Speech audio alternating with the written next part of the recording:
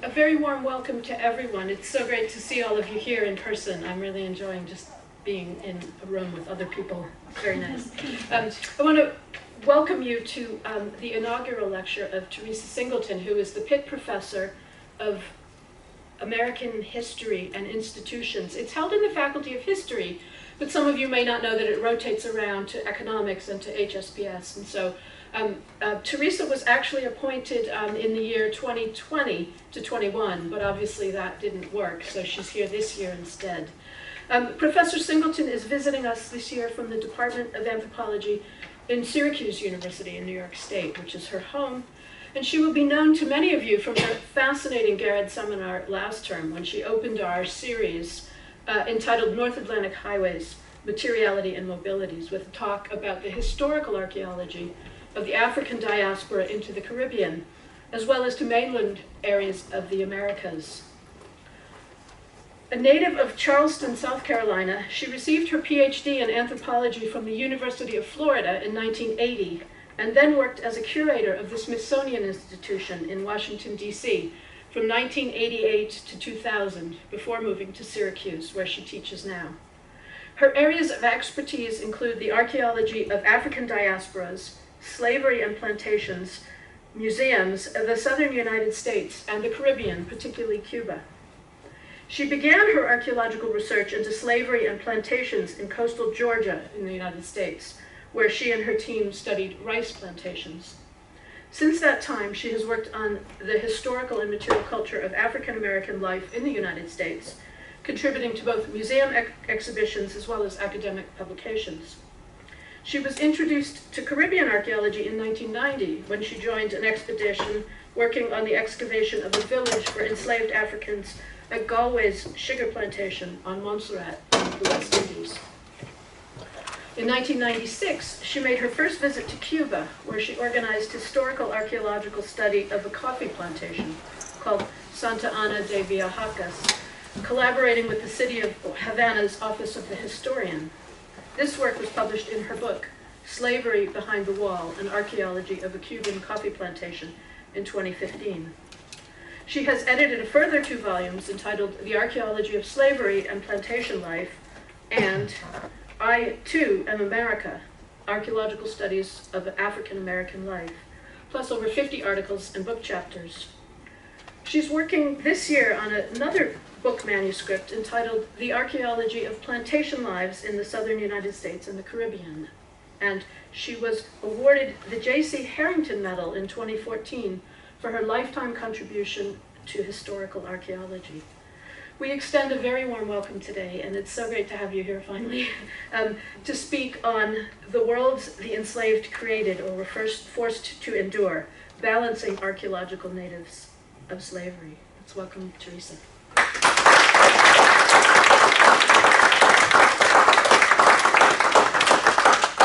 Thank you. It's great to be here. And I feel like I'm in the Caribbean today. It's awfully warm.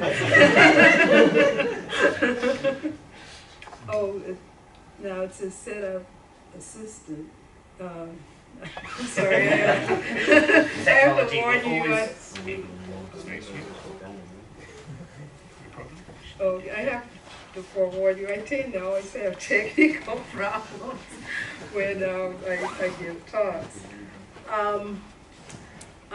Cyprian Brubank, I'm sorry, director of the McDonald Institute, for those of you who don't know who he is, he suggested that I talk about my career in archaeology, which I thought would be a good introduction to the topic, to show just how I developed my interest in slavery.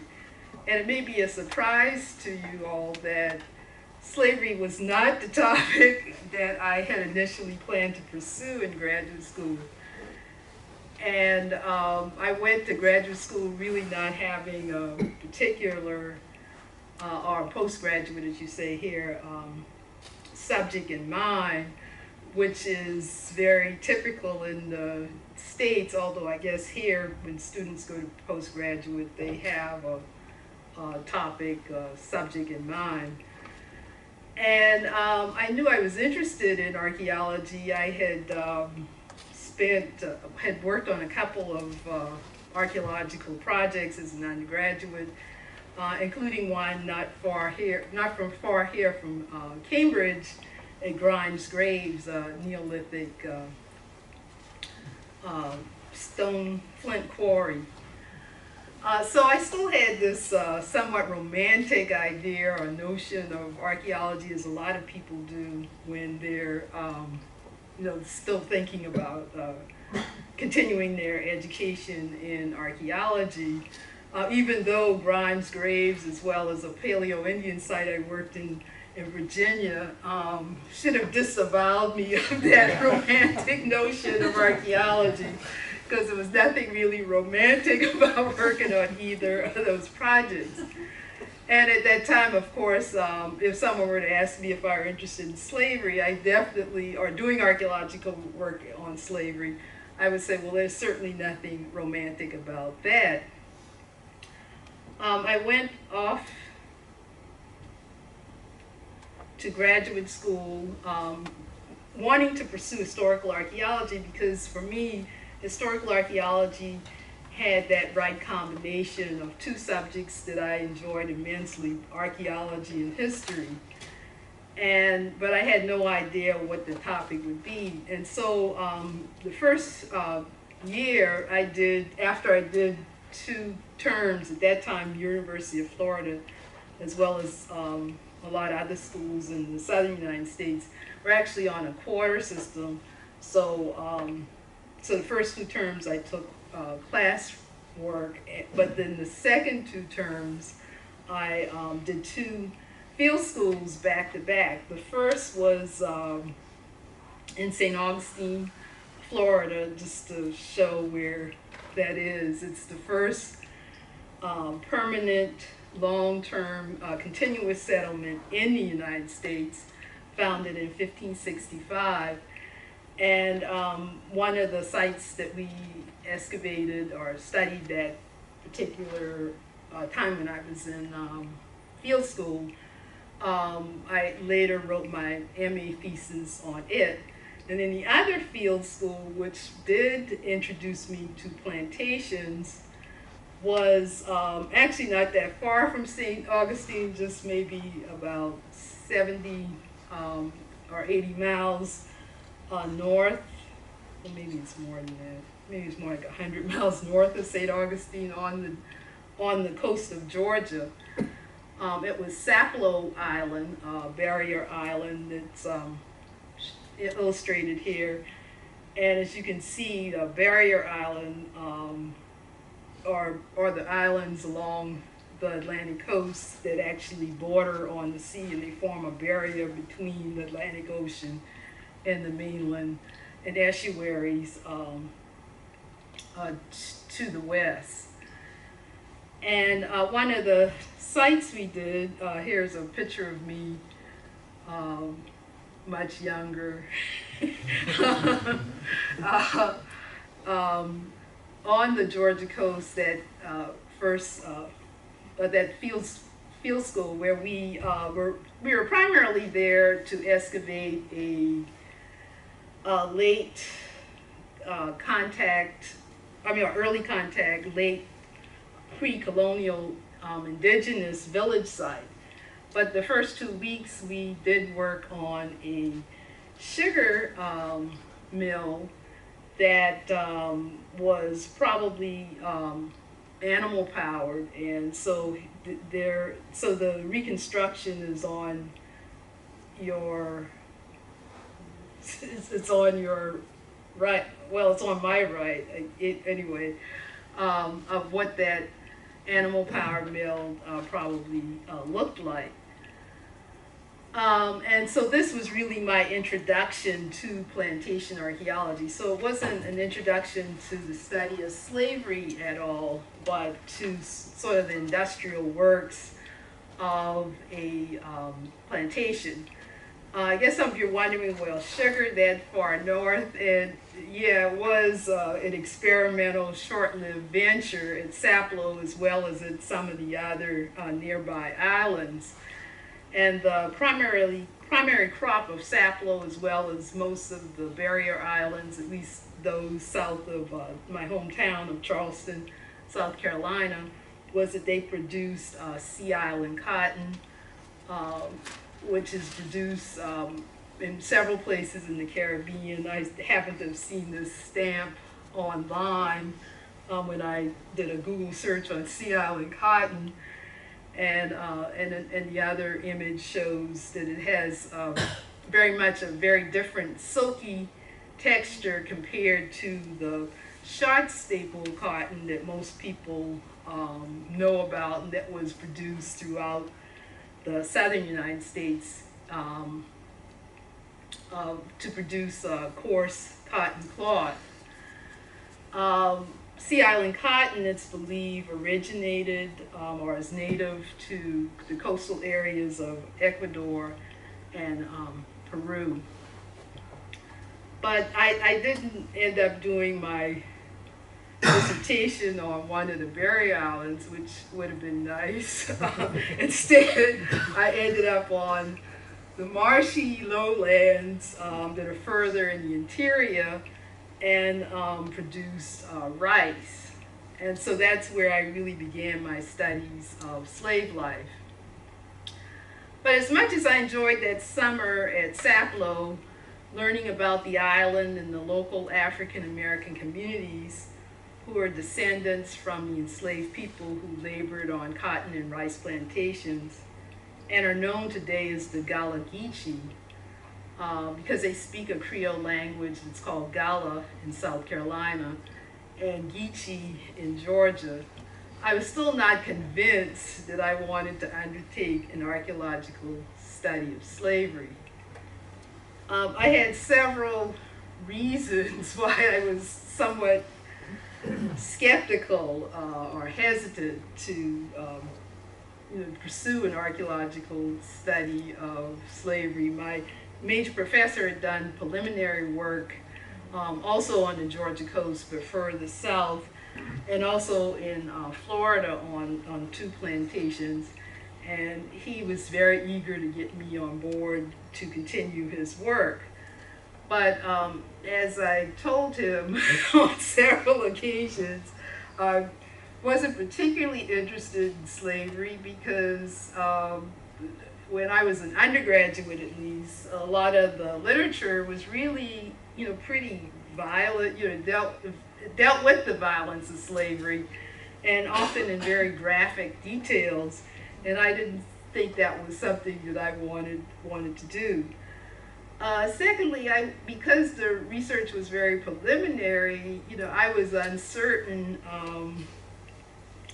that it would really add very much to the historiography, the abundant historiography of slavery.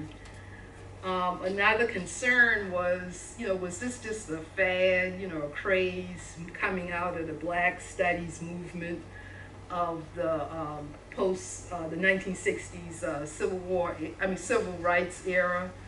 Would this really be would this really be a research interest that would be enduring? And I actually have been concerned about that until about maybe 25 years ago when I could see that the archaeology of the African diaspora was really becoming institutionalized in various universities. We now have a journal that's now in its 12th or 13th year. So up until these things started happening, I said, well, I was still a little concerned that this would be something that would not have staying power in archaeology. And then one of my most significant concerns, the fact that will I get a job in this area, but also would I be pigeonholed as a Black archaeologist that can only do Black archaeology. And a number of PhDs who were mentors and friends of mine at the time had warned me that that's always a possibility. So these were my concerns, and as I said, I had these conversations with my advisor, and his solution to being pigeonholed was, well, why don't you excavate a planter's house? That would be different, But anyway, but it was interesting. Despite my reservations, I did warm up to the prospect of doing an archaeological study slavery, and that was largely because of this wonderful course I had taken from a historian in the comparative studies of slavery in the Americas. And I really, these studies were the ones that focus on the southern United States that I think really influenced the work that I began. And I was particularly attracted to them because they really talked about the world in which the enslaved people created. And a few of them read like anthropological ethnographies, which is what always attracted me to the field, the larger field of anthropology to begin with. They talked about the language, the foodways, religion, kinship patterns. And so I was beginning to see how archaeology might contribute to these discussions. And this really was the trajectory in which I conducted archaeological research on slavery, as well as most other studies, following the same sort of idea of framing slavery studies around everyday life, living conditions. Some people were looking for African influence practices that didn't pan out for me, but some people have since found various things that are pretty convincing to have been practices African Americans or Afro descendants throughout the Americas recreated. And these are just showing you some of the pottery making, the food remains, and ritual and spirituality. I ended up working on one of the largest plantations in Georgia, or one of the largest, or I guess it's the second largest rice plantation, and one of the largest slave holdings in the state of Georgia. It was known as Butler Island, and still is known as Butler Island. And however, in the end, it proved that one of my reservations about doing archaeology of slavery was actually well-founded, and that was the fact that I felt then, and I still do now, that the archaeology made very limited contributions to this study because the site was so well documented. It was so well documented with primary sources that I did more digging in the archives than I did digging, and it took me longer to dig in the archives than it took me to dig, actually do the archaeological digging and analysis of artifacts. And I feel like the archaeology did supplement and support and in some ways complemented the written record, but there was no earth-shattering findings like some of my colleagues have found in various places where they've worked. So I don't feel like it necessarily added a great deal to the written record of slavery. But just recently, though, this wasn't the case when I was doing my work in the late 70s. Butler Island has now become an important heritage site for the Gullah Geechee community in Georgia and probably even outside of Georgia. Last year there was an effort Butler Island had been donated to the state of Georgia and had been a historical and a historical and natural heritage preserve since the 50s, but there was an effort to sell part of the island for commercial development, and there was such an uproar that that particular bill in the Georgia legislature didn't pass, but there's still, the site is still threatened. And so what you see in this slide are people gathering to protest any effort to develop Butler Island and to keep it the preserve, both a natural and historical preserve that it was. But to move ahead to the actual topic, so that gives you some idea of what I've done, how I've at least how I got into the archaeological study of slavery. Once I had completed my PhD and went off to initially work in museums, and a short, brief time I was an academic, maybe a year and a half, I think, until I re-entered the academy when I went to Syracuse. But the critiques of archaeology initially focus on the failure to look at everyday life in the context of power relations.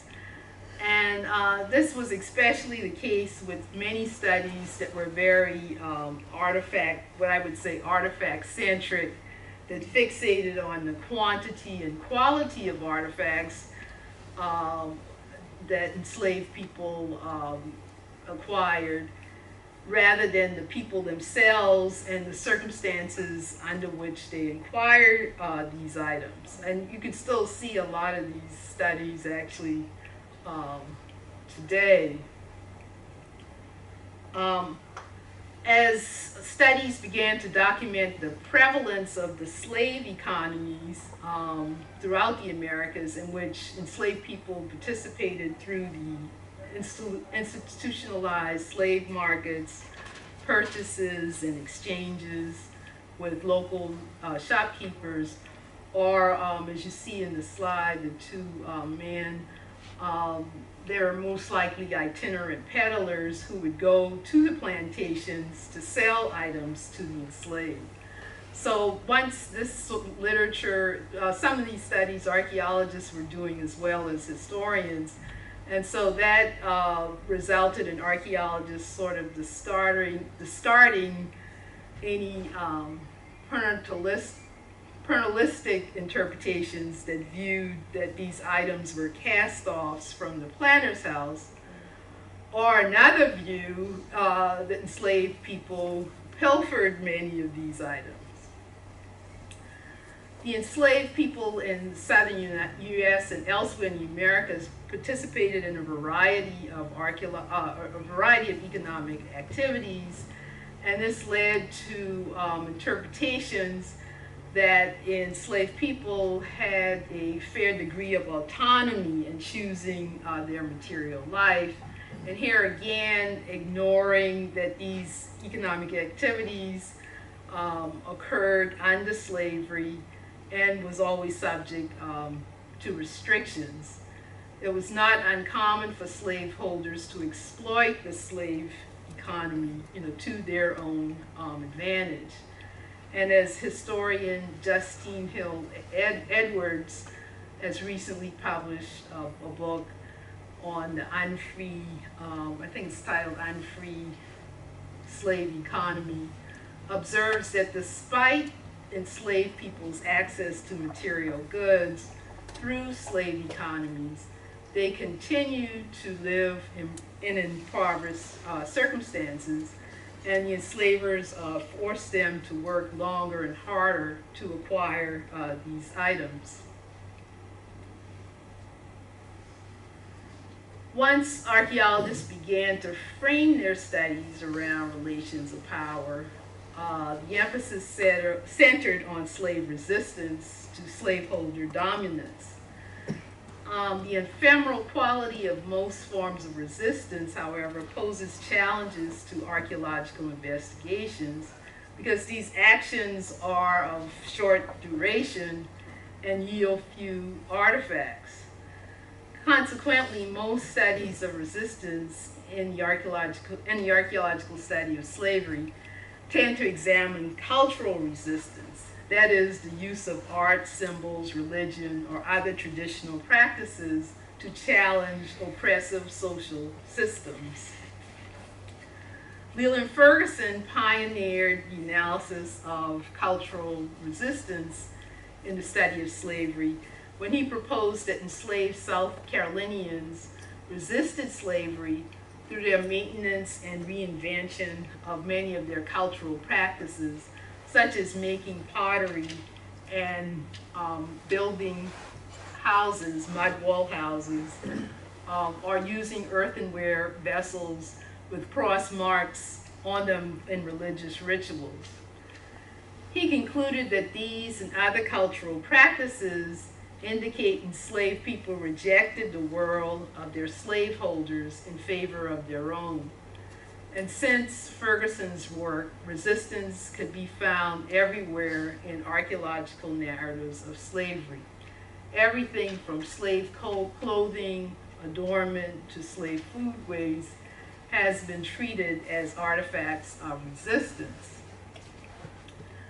The theme of resistance has so dominated anthropological studies in general, prompting cultural anthropologist Michael Brown in an essay titled "Resisting Resistance" that was published in the American Anthropologist to declare that the concept resistance has become an unwieldy catch-all concept that has diminished its analytical utility. Archaeological studies of slaveholder power have largely focused on the creation of plantation landscapes that historian Walter Johnson has referred to as carceral landscapes, intended to restrict movement of the enslaved. In his study of the Cotton Kingdom in the southern United States, he found that carceral landscapes were created by opening space, clearing forests for fields and roads and trails that rendered the enslaved visible and vulnerable with few places to hide. In my study of coffee landscapes in Cuba, I found the reverse. I posited that carceral landscapes were created on coffee plantations by closing space with the construction of buildings, walls, designated paths that restricted slave activities and movement and their movement to specific areas. The masonry wall, as you see in this slide, surrounded a settlement of about 30 detached slave houses known as bohíos. And there's the illustration showing they're just a simple frame building, usually with a thatch roof. Although enclosing and opening space are completely opposite undertakings, the creation of these landscapes created similar goals. Lucio Menezes, Brazilian, he's now undertaking research on carceral landscapes in Brazil on a beef jerky plantation.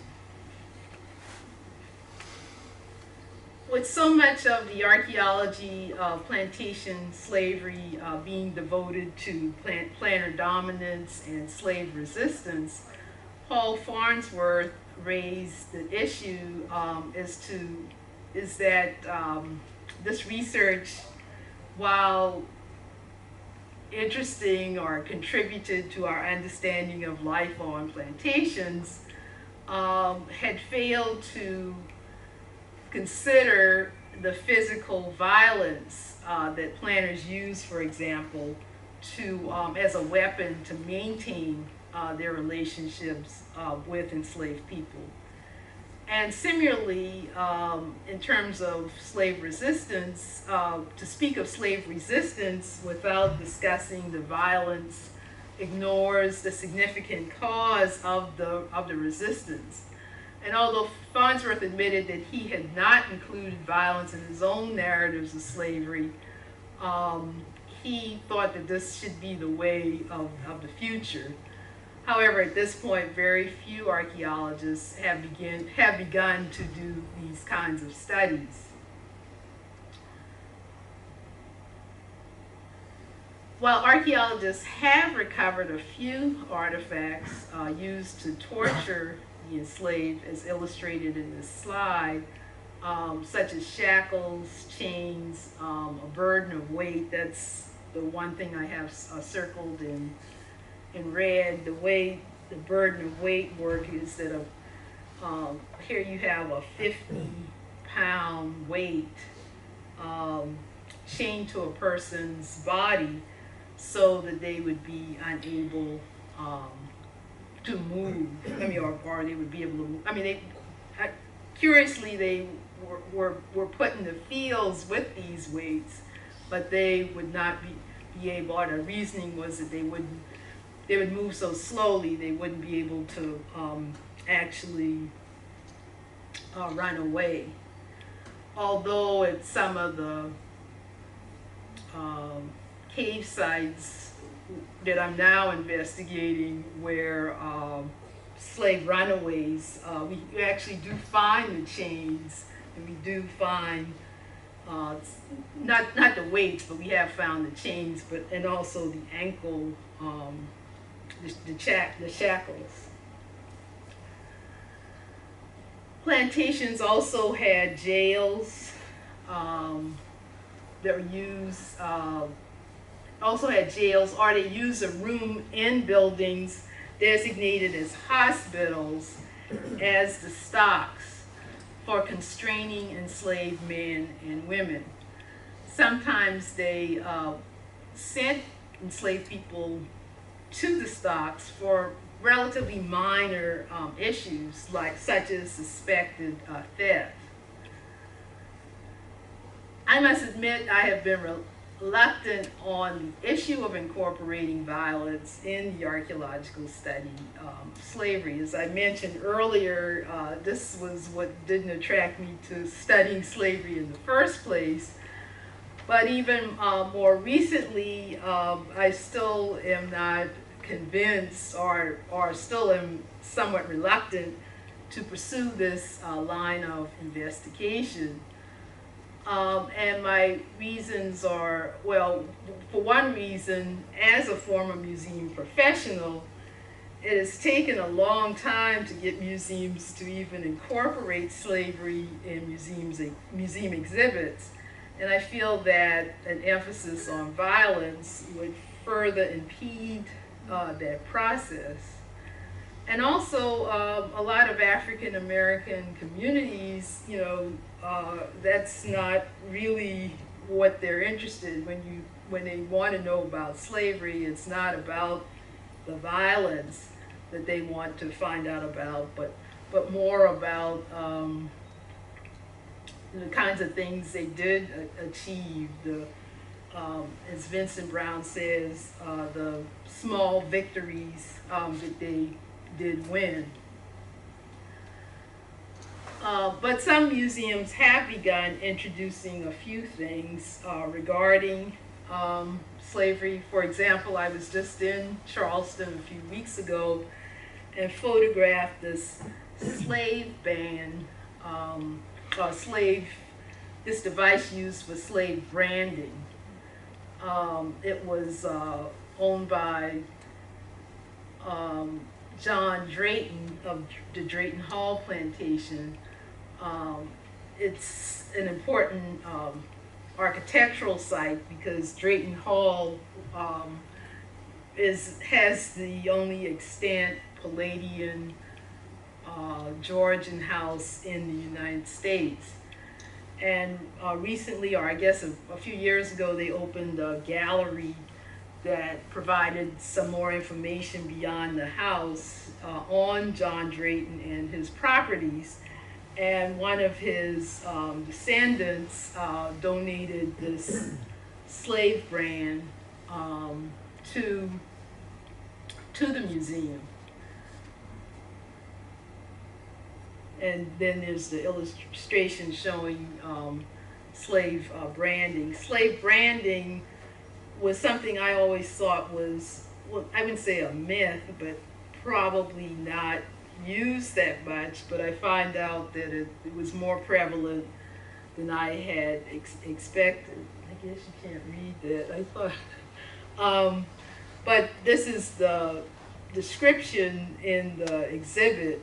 And it says that civil brands were used with heated oil and placed on the skin to create a raised scar. And the brand would have either the owner's name, as in case of Drayton, would have the J. Drayton, or their initials. And that people were usually branded on the fleshly part of their bodies, the face or chest. But it was usually mostly used more in the slave trade than on plantations, though there are cases where it was done.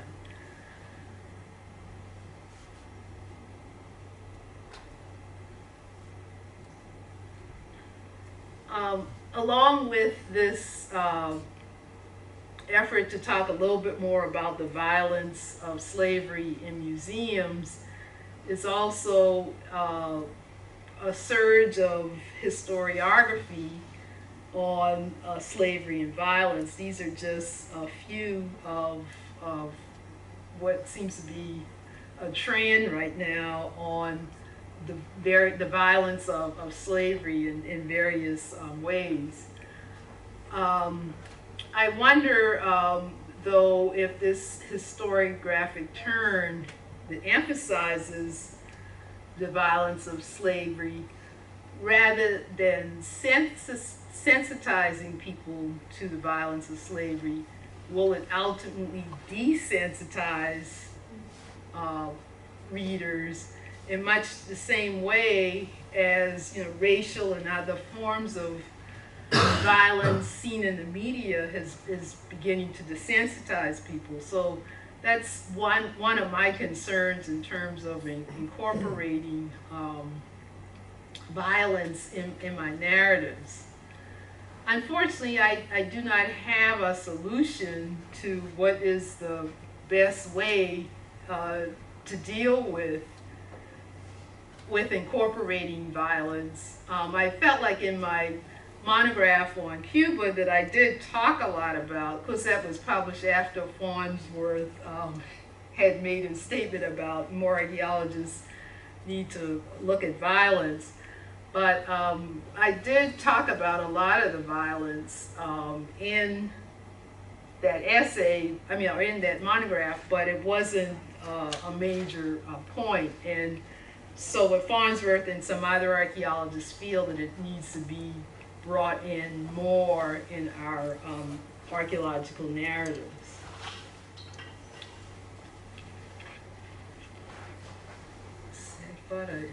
Sorry.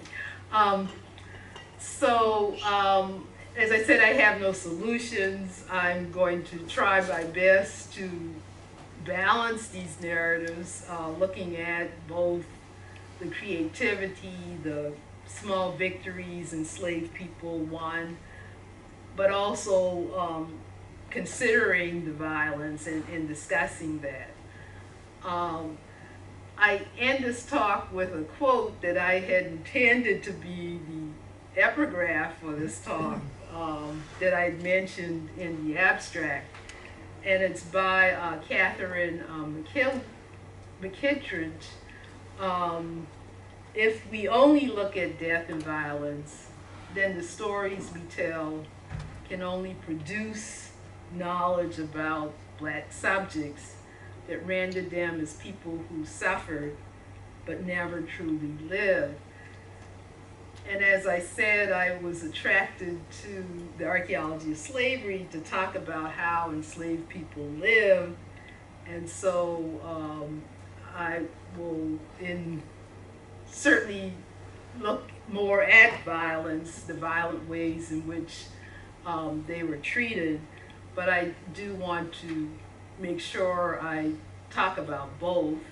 And I'm interested in any ideas that people may have as to how it's best to incorporate both the violence and the nonviolent aspects of their lives for museum interpretations, since I still work with museums to some capacity on interpreting sites, and as well as in more academic types of publications. Okay, thank you.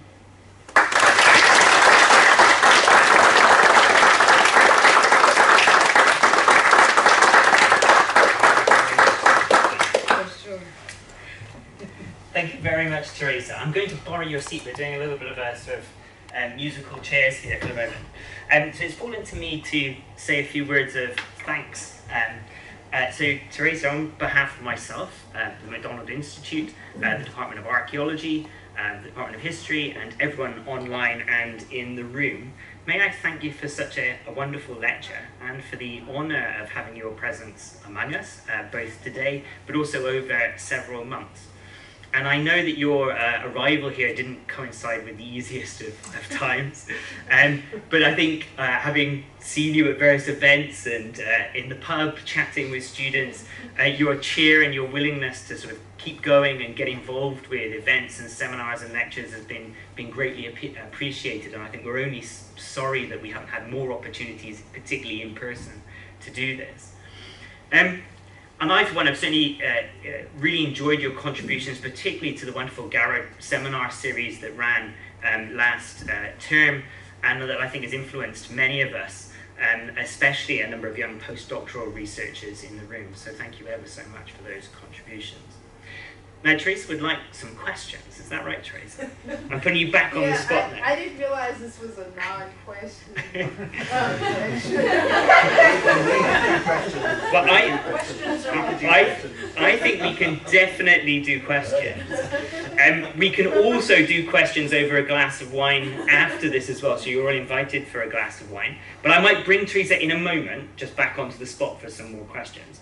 But while you're all thinking of those questions, because you may not have been prepared, perhaps you would indulge me to say just a few words to reflect on what I think is the significance of your work.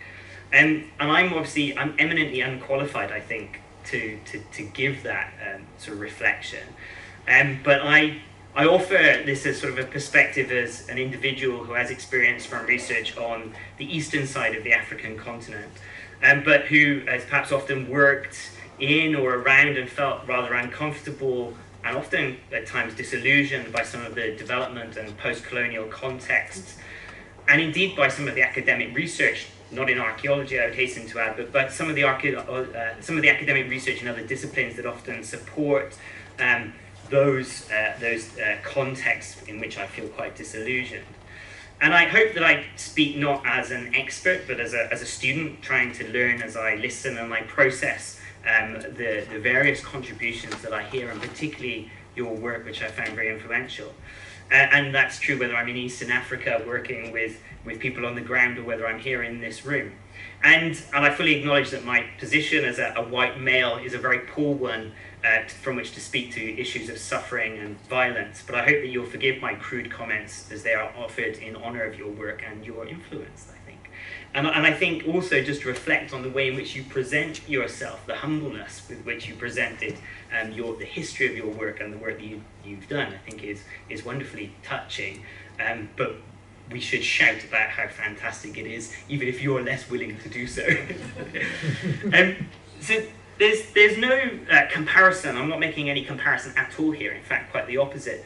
But Theresa's work, I think, brings to my mind as as an archaeologist and to some extent, I guess, a historian of parts of Africa, the rather notorious and controversial work of the historian Jean-Francois Béat, whose theory of African extraversion was constructed and offers a challenge to some of the issues, I think, in many ways that you're grappling with. So it was offered as a challenge to the often patronizing, paternalistic, and disempowering stances of development theorists whose work often underpins, certainly in much of sub-Saharan Africa, colonial forms of development and neo-colonial forms of development.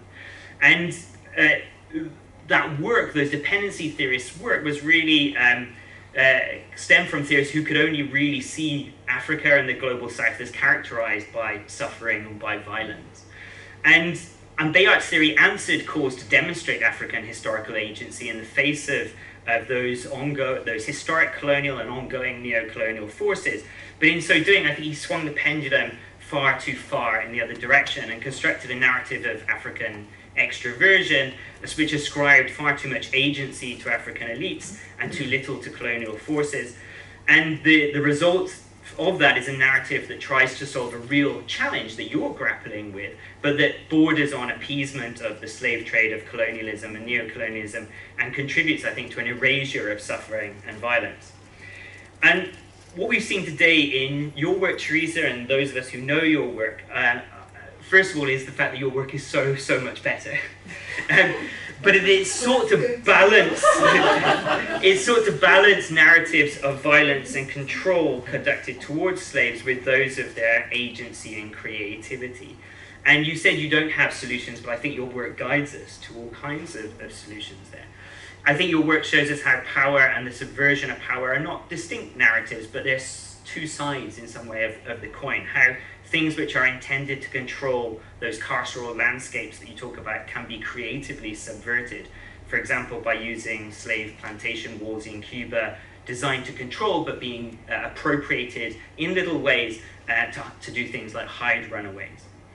And I think your work has also importantly moved beyond purely functional interpretations of the material culture of slavery, focusing on the powerful symbolism of artifacts and architecture and their unintended effects. So again, we come back to the slave plantation wall, which in your 2015 volume you describe as obstructing some slave activities, but also rather unexpectedly facilitating others. And so I think you've shown us a way to how archaeology and especially the material record can contribute to both of these seemingly polarized yet entwined sets of narratives, those of suffering and agency, and why it's so imperative to balance them. And I think you offer a powerful guide which doesn't erase the violence and suffering, but errs towards narratives of true empowerment as you've sort of presented to us today, quite impassionedly, I think. And these narratives of true empowerment, I think, are most important. And I was reading the recent issue of the Cambridge Archaeological Journal, and in there I borrowed a quotation from the post-human feminist Rosie Badotti, who said, quite simply, despair is not a project, affirmation is. And I think that's why your work is so important, because it's a project of affirmation, not one of despair. It's about those small achievements, as you said. It's about people who truly lived, as your McKittrick quote offers to us. And I don't think you can write an empowering history of Afro-descendants if you stripped them of agency in building that history. And the same is true of contemporary forms of empowerment. You cannot empower people purely by economic handouts or by incorporating them into a system of oppression. Rather, true empowerment must be founded on acknowledgement of the agency of the marginalized to create valuable alternative narratives and practices, and to then use that knowledge to transform the system of oppression itself. And I think you give us a way into doing that.